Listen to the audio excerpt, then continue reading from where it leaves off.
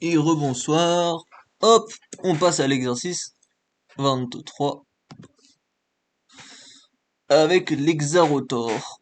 Donc, le rotor avec 6 roteurs. 6 moteurs plutôt.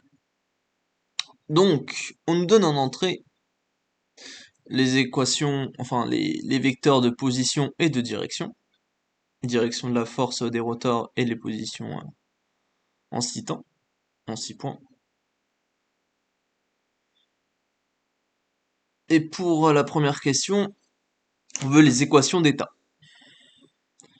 Donc, similairement à l'exercice précédent, on a quelque chose comme ça, à la seule différence où, moi j'ai pas très bien présenté, vous m'envoyez navré, le temps pressé. On a les équations comme ça, où là on veut la force du robot et le couple du robot, qu'on n'a pas. Donc pour ça, il faut les calculer, entre guillemets les calculer, avec la position et la direction en entrée. Donc la force, c'est dit dans l'énoncé que la force, elle est produite dans la direction des i.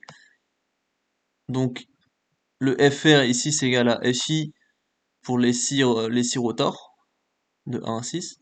Et du coup c'est une matrice comme ça pour les directions, fois le vecteur des forces. Ça nous donne ça. Et de la même manière, le couple, c'est égal à la position fois la position vectorielle direction, fois la force. Donc, les 6 vecteurs de position vectorielle, les 6 vecteurs de direction, fois les 6 vecteurs de force. Et on obtient cette matrice-là, fois les vecteurs.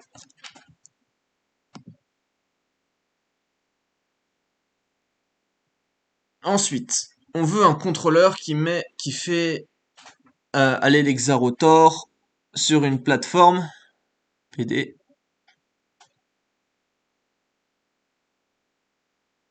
Bon, en fait, je crois que j'ai pas séparé la question 2 de la question 3.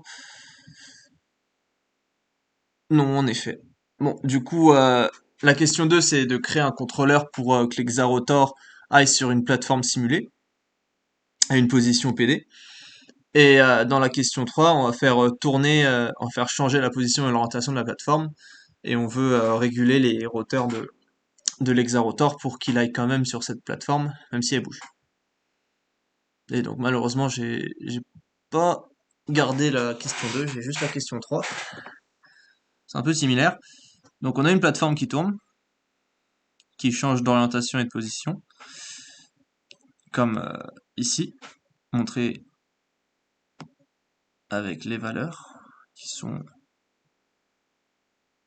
alors je sais pas où je les ai mis. Voilà, c'est ici. Et donc là, l'hexarotor, il se tourne, il régule chaque rotor en fonction des positions des rotors nécessaires sur la plateforme. Il s'aligne et il se rapproche petit à petit.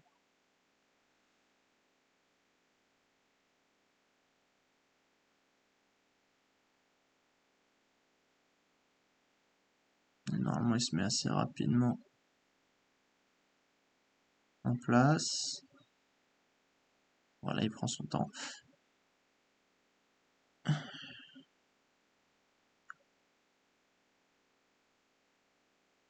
là, quand on regarde, tout est bien superposé et du coup, il est bien sur la plateforme. Et voilà.